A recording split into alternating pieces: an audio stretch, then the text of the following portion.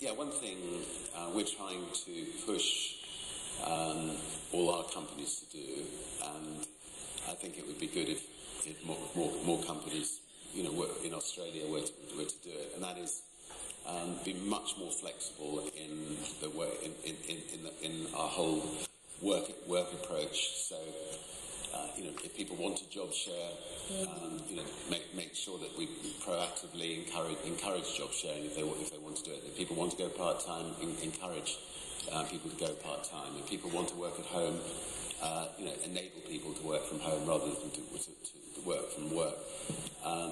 You know, people want to take unpaid leave for a month, you know, let them take unpaid leave for a month. And I think the advantage of that is that, I mean, particularly for women, is, you know, obviously if you're bringing up a family, you know, you can actually spend a lot more time with the family. And I mean, I've always worked from home, and so had the advantage of being a father, you know, being around my children as they grew up, and you know, by working at home, it made me have to find, you know, good people to delegate to you know, run the businesses. But by working at home, could think about the bigger picture. So you know, you know, I think you know, we've still got to get it right within our own companies, but I think other companies should think hard about that. But then, as your company starts to get established, then I think, you know, every company should become a force for good.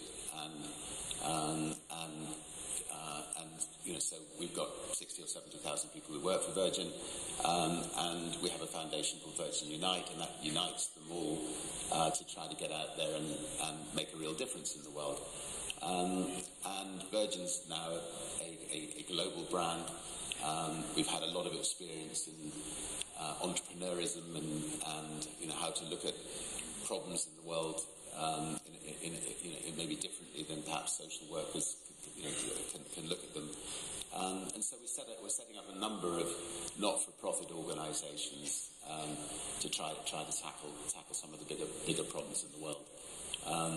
We have an organisation called the Elders, which is headed up by Nelson Mandela and Archbishop Tutu, and you know, it's got people like Kofi Annan and President Carter and Mary Robinson and Ella Batten, and the 12 elders will go into conflict regions and use their moral authority to knock heads together and try to resolve conflicts. We have something called the Carbon War Room, which is based in Washington, and you know, carbon, you know, is an enemy, and the War Room is set up to try to work with the 25 biggest producers of carbon: the airline industry, the shipping industry, the IT industry, the you know, cities, etc., and trying to work to get a gigaton of carbon out of each of those industries without damaging those industries. And you know, in Africa, we set up something called a Centre for Disease Control. Bizarrely, Africa doesn't have a Centre for Disease Control, whereas it's the one continent in the world that needs one. And with all of these organisations, we run them just like you would a business, you know, in any normal business. We find a good chief executive to run them. You know, we make sure they're properly funded. The only difference is that you know, they are not for profit.